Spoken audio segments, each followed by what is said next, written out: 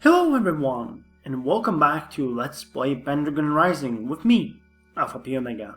Today we are looking at Chapter 4, The Wolf at the Door.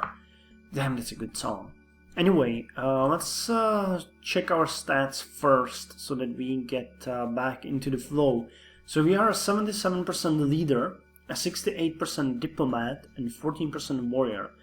We're a bit more compassionate than a ruthless, our cunning is a bit bigger than our bravado, and the old faith stands tall with Rome. Acclaimed, we're liked, and we have few allies. I have no idea how we're doing, to be honest. I never checked anything, so let's hope this is what we are supposed to be like. So anyway, Chapter 4, The Wolf at the Door. A month of being caged in a small fortress in the snow, with a sullen and frustrated Uther made worse by his festering wound. A month of contemptuous silence and bursts of fury from Bedwyr.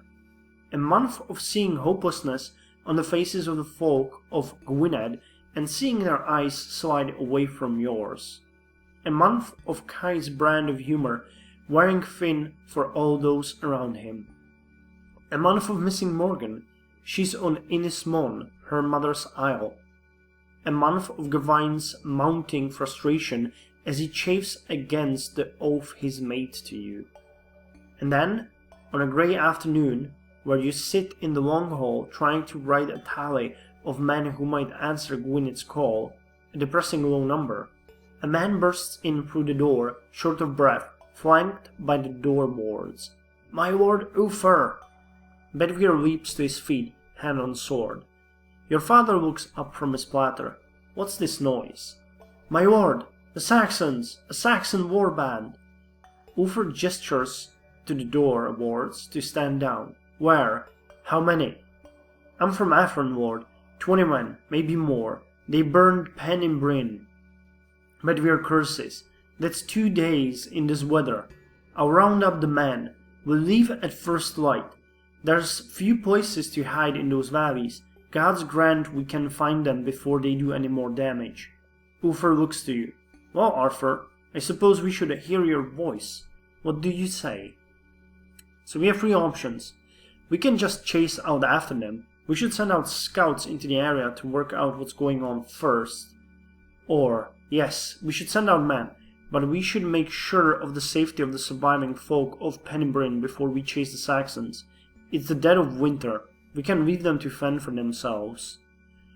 Or, Bedwyr's right. We should march in the morning. We need to destroy them swiftly. Well, this one... Well, each of them has its own merit, but I feel like this could be a trap. I think that... Well... This deals with the enemies, and this deals... with our own people. I lean more to the scouts. When we know what's going on, we can fend to the people. So let's go with the scouts. Bedwyr glares at you. "Aye, and by the time you've tiptoed around, there'll be nothing of Gwynedd left." "Bedwyr's right," says Uther. "They need to be dealt with swift and sure.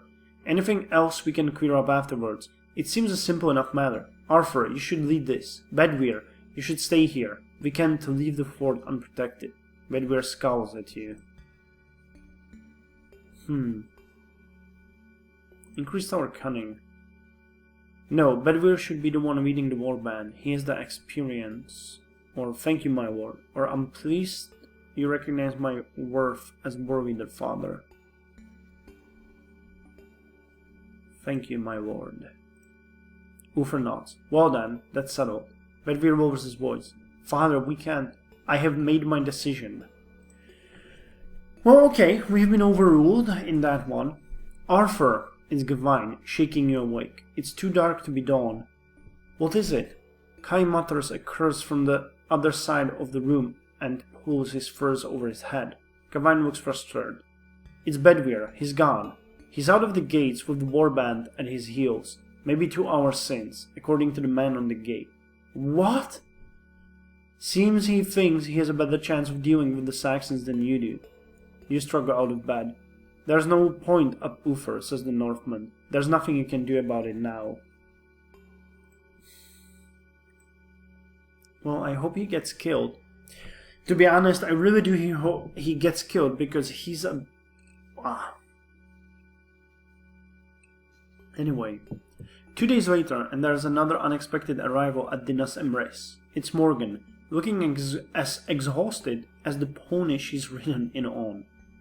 Arthur, Saxons, heading for Inismon, the Holy Isle where Vivian and the other priestesses work their mysteries.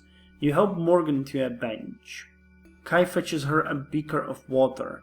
Morgan nods in thanks. Perhaps 150 men, and Cedric's son Cynric at their head. 5 boats landed at the Gorath. They must have come from Reged or up through Ceredigion. Gawain curses. This is why they raided, to draw us out. There's no way we can get word to Bedwyr in time to save the Isle. Yep, I said scouts.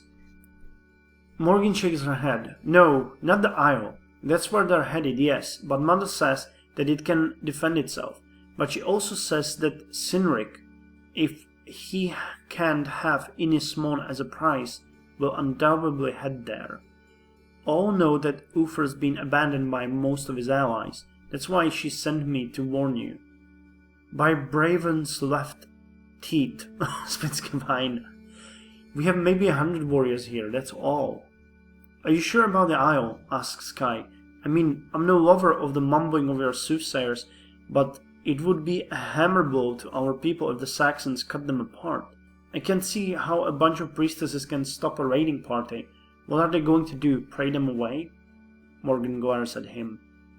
Present company expected, of course, mutters Kai. Kai's right. We need to defend the Isle. We'll send a small force to march immediately to Inismon. The rest will stay here and fortify Dinas Emrys. They'll attack here. Send out forward scouts to watch for their advance. Entrust Lady Vivian. We have not enough men to send anyone out. We stay here and fortify Dinas Emrys. And this is a tricky thing.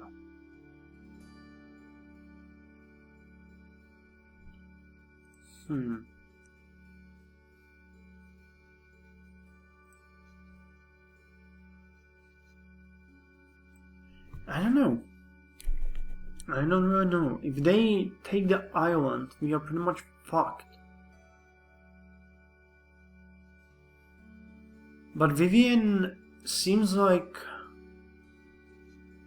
a very experienced person. I don't feel like we should doubt her.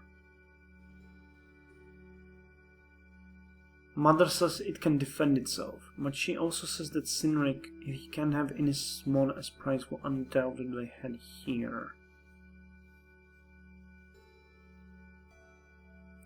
They'll attack here. I think I'll go with...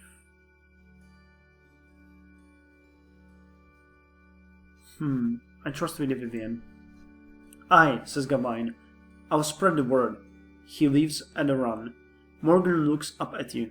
There's more to Gwynedd than this fortress, she says. Don't forget the folk of the valleys around here. We should gather them in the fort. Make sure Cynric can't harm them. Kai shakes his head. They'll just get in the way. If it comes to a siege, there'll be more mouths to feed. Kai's right, we don't need them in the way here. They'll just get hurt. The Saxons have nothing to gain by going for the outlying farms. They want to win the fortress. Or gather the families in. We have few enough warriors here as it is. Put them on the walls, give them weapons, and even if they can't fight, they'll make Dinas Emrys seem much better defended than it is. Gather them in and give them space in the long haul. They'll be out of the way there, and as well defended as we can manage. I think that this is a better thing. You know, even if they help a bit, a militia is always good. Kai hesitates but then nods. I suppose our ruse is as good as anything. We have got precious little else going for us. Morgan catches a hold of your fingers and squeezes them. Thank you. Well, I hope she knows what is going on here, because I don't. Later on, you step out in the courtyard from Ufer's hall to find Gawain looking for you. Arthur. Sorry, Gawain, I was talking to my father. How is he? Cantankerous, but upright. He's got no option but for the defense of the fort to be in my hands. It doesn't please him. He'll have other problems soon enough, says Gawain. I've been taking stock. There's a good stockpile of spare gear, sword, axes, helms. Your farmers will at least be able to look the part. There's tubs of tallow for the torches, a fair stock of arrows. It could be worse. Oh, and we found someone locked in the old cattle pen. Apparently, he was under guard there, Bedwyr's orders. Says he can help us if we give him a free hand, and won't stop asking to see you. What? Who? I know who he is! Gawain gestures to one of the men, and the lanky figure is dragged forward. It's Emrys. Yes. Arthur, says the wanderer. You've been busy, they tell me. It's good to see you. I can help if you permit. What do you want, wanderer? Emrys, I'd had no idea you were still here. I'm sorry.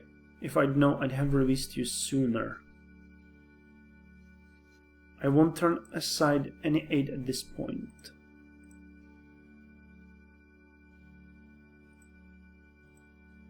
Emrys, I have no idea you were still here. By the way, that decision changed the old faith for us. Okay. I won't turn aside any aid at this point. He nods approvingly. Pragmatism. Ambrosius would have approved. Is the king well? They won't tell me much. Not well, but I think you helped him. Good, good. So Saxons at the gates, and not much time, as I understand it. You know I've studied siegecraft. If you have a few men to spare to help me, I can perhaps help you to shore up the palisades. What would you have me do? You know something of healing and medicine. I'd like you to set things ready so that you can aid our men during the fight. Or the palisades. I'll give you some men. You direct them as you see fit to strengthen the walls. I want you to do as much damage to the Saxons as possible. I want them broken, completely broken. Can you fashion some sort of weapon? Or I want them driven off. I want you to put the fear of the gods into them, and for Cynric to run home with his tail between his legs. Can you find a way? But this is a tricky one again. I like this, but he studied siegecraft.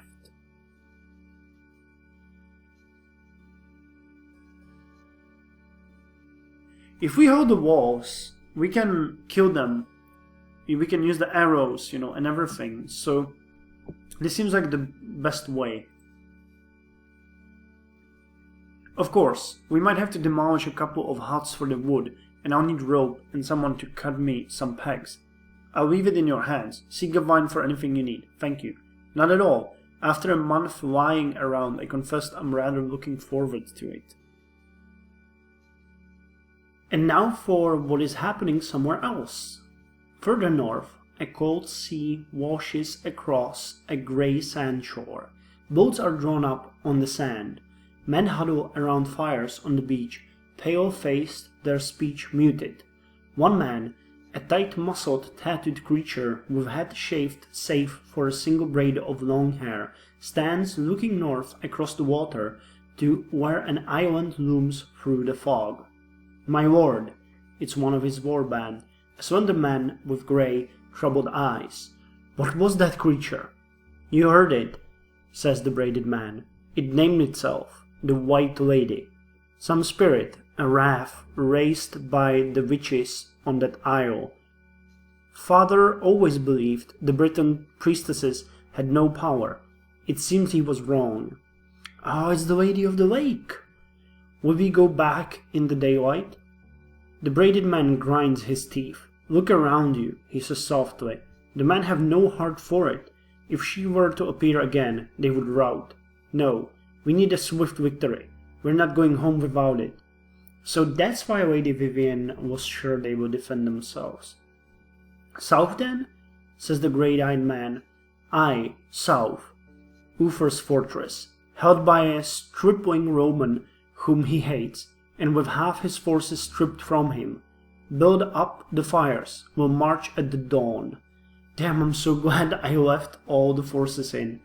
The grey-eyed man dips his head in acknowledgement and turns away, heading back up the beach.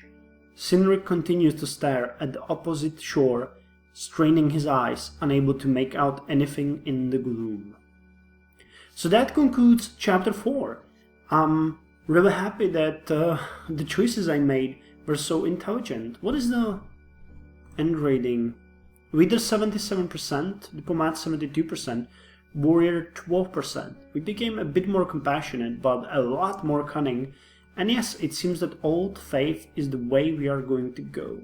Acclaim, liked, allies, still few, but we're going in the right direction, I believe. So join me next time for some more Pendragon Rising.